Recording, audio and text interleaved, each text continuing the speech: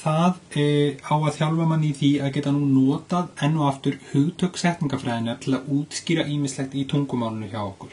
Við sjáum eflaust öll strax á þessum 5 málsgreinum sem við höfum þarna í þessu verkefni að það eitthvað að þeim og við sjáum eflaust líka mjög fljótlega hvað það sem betur mætti fara en við þurfum að geta útskýrt af hverju og til þess að nota hugtök setningafræðinnar. Rennum snöggvast yfir þetta. Í A þá ætti hún auðvitað að vera málsgreinin konan gaf mér gómsæta köku að borða. Það sem að þarna, svo við notum núna hugtök setningafræðinnar, að fallið á andlögunum ekki rétt. Óbeina andlagið, sem sagt, hverjum hún gaf, þágufallið, notum við mitt þar, og það þá í þágu þess sem hlaut kökuna. Það á að vera einmitt ekki mig, heldur mér, en sem að beina andlagið, hvað var gefið, það á að vera í þolfalli, út í að það þolandinn, það kakan sem þurft að þola það sem þetta vera gefin, svo að þess vegna það að vera í þolfalli. Svo að þetta þurfum við að skilja vel og getum þannig séð þá líka nýtt setningafræðina til að útskýra. Í B, þar hins vegar lendum við í atriði varðandi aukasetningarnar. Hún væri skýrari svona, óneitanlega, strákurinn sem nýr í bekknum stóð sig mjög vel.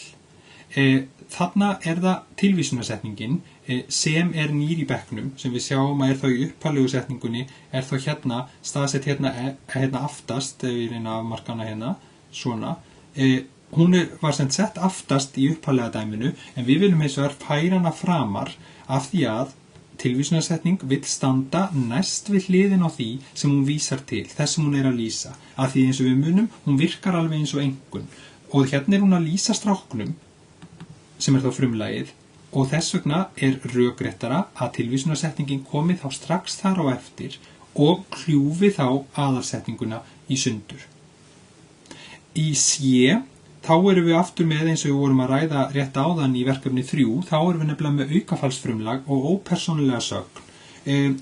Við sjáum hérna, eins og ég segi, það verður að vera í þolfalli aukafallsfrumlagið, það getur að til verið þá eða þær eða þau langar ís og það gætu þetta líka verið mig og þig og svo framvegis. Við sjáum ekkert enga persónu á sögninni hvort þið svo við getum breytt því á mjög fjölbreyttan hátt en eins lengi eins og við verðum að hafa það í þolfalli.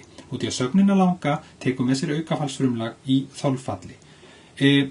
Og það þá mitt tengist þessu munin á persónulegum og ópersónulegum sögnum. Í D þá erum við með vittlausa fallstjórn þarna, sem málsgreinin ætti að vera sumir aðhyllast umsóknina að Evrópusambandinu. Þá það fallið á andlaginu, sem sagt nafnliðurinn umsóknina, hann verður að vera fallið verður að vera þolfall, út í að sögnina aðhyllast stýrir alltaf þolfalli. Þetta var enn og aftur dæmis að þarna verður við að nota setningafræði hugtök, til dæmis, þegar við erum sett þá með þarna áhrifssögn aðhyllast, hún þá stýrir alltaf fallinu og nafnliðnum sem kemur á eftir, sem þá andlagið, og þarna þá fallið á því vitlaust í dæmin okkar, við þurfum að laga það í samræmi við þessa sögn. Í E að þá þurfum við að raða betur upp orðunum fyrst og fremst. Við myndum segja hún ætti að vera svona, á Akureyri búa 10.000 manns, eða við gætum svo líka sagt 10.000 manns búa á Akureyri. Það fyrst og fremst það, eins og við getum skoðað betur á eftir, að umsögnin búa, hún vill vera í öðru sæti af setningaliðunum. Hún vill ekki vera svona aftast eins og hún hefur endað þarna í sýnistæminu. Það skiptir samt þá ekki máli hvort við setjum forsetningaliðin á Akureyri eða hvort við setjum forsetningaliðin 10.000 manns. Við getum fundið út úr því, bæði gengur alveg upp, eins lengi eins og við leyfum umsögninni að verða númer 2 af setningaliðunum. Og þá erum við komin að síðasta verkefninu sem við ætlum að skoða núna í þessu skjávarpi. Það verkefni númer 5 og það enn og aftur beðið að maður noti hugtök setningafræðinnar og maður geti líka útskýrt hvernig íslenska hagar sér, sem hvernig tungumáli virkar. Það sem þá 4 fullyrðingar sem við erum með og við að koma með dæmi og ræða viðkomandi fullyrðingu sem eru sem allar réttar, en við þurfum þá að geta notað hugtök setningafræðinnar til rökstuðnings. Skoðum fyrstu í A. Áhrifssagnir og forsetningarliðir stjórna falli á nafnliðnum í kjölfarið. Þetta höfum nú aldrei séð mýmörg dæmi til dæmis núna bara í fyrri verkefnum í þessu hefti, þar sem við erum alltaf að skoða hvernig sögnin, hefur hún áhrif á nafnliðin sem kemur á eftir. Ef svarið já, þá einmitt það þá andlag og þá sjáum við greinilega líka að hún áhrifssögn. Það sést á því. Sama með forsetningarliðina, við höfum margoft rætt þá, það alltaf þetta par, það alltaf forsetningin sjálf, í, á, frá og hvað, fullt til af forsetningum og svo nafnliðurinn í kjölfarið sem þá komin í eitthvað annað fall en nefnifall.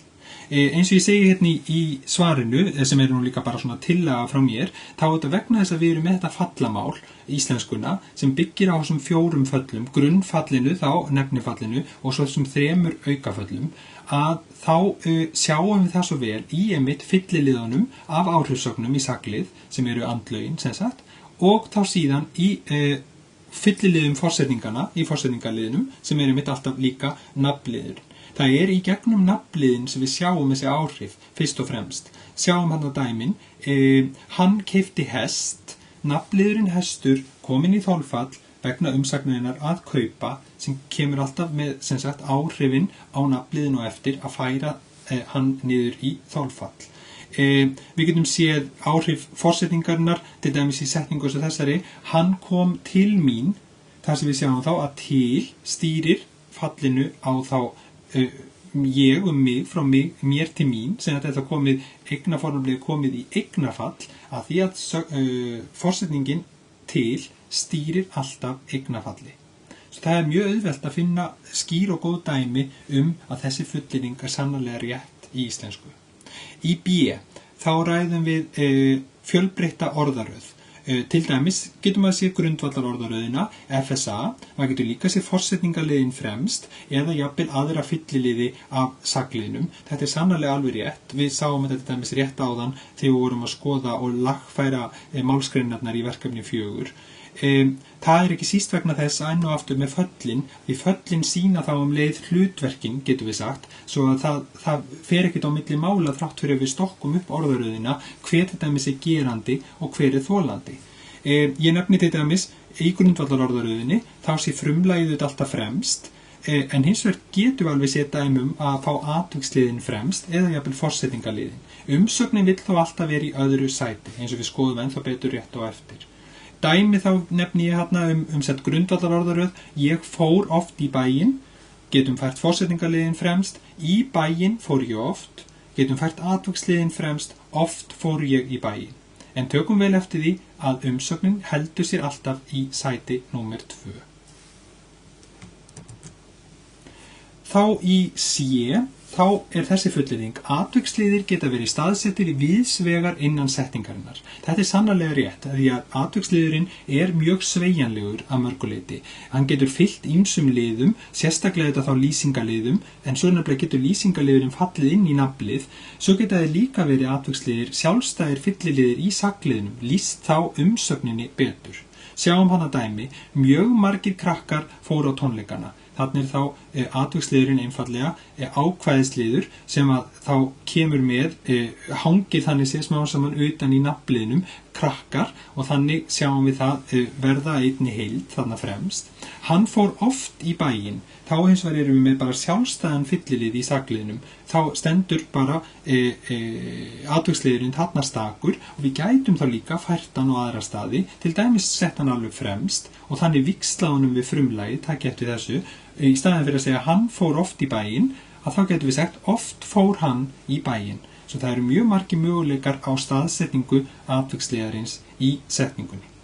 Að lokum D, þá þessi fullyrðing, umsögn vill alltaf vera í öðru sæti í setningum, eins og við höfum þegar séð mörg dæmi núna í þessum verkefnum hinga til í heftinu, að þá vill umsögnin komast og vera í sæti númer 2. Það virðist vera líka alveg óháð því hvaða liður fremst. það til dæmis getum við séð dæmi þarna þegar eins og ég var búin að nefna ofar, hann fór oft fór hann í bæinn, sem sagt, við viljum geta fært aðra liði fremst, hvort sem það þá færum frumlagið í burtu, setjum atvikslið í staðinn, setjum forsetningalið í staðinn, að það gengur alveg jafn vel upp. Hins vegar getum við hins ekki sagt, sem ég þarna með stjörnumert, hann oft fór í bæinn. Við getum ekki fengið bæði frumlagið og atviksliðin fyrir framan umsögnina. Það finnst okkur ekki ganga upp. Sama regla helst síðan, sem mjög forvitnilegt, jafnvel þegar heil aukasetning kemur fyrir framan umsögnina.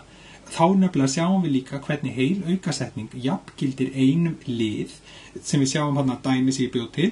Þegar ég kom, fór hann í bæinn. Þá þetta hérna atviksetningin, þegar ég kom, svo þannig getum við séð hana jafngilda, þá eins og bara einum atvikslið, bara sama sem getum við sagt hérna oft, hérna annað dæmi, að þá hvernig heila atviksetningin jafngildir einum atvikslið og þess vegna telst umsögnin ennþá vera í sæti númer 2.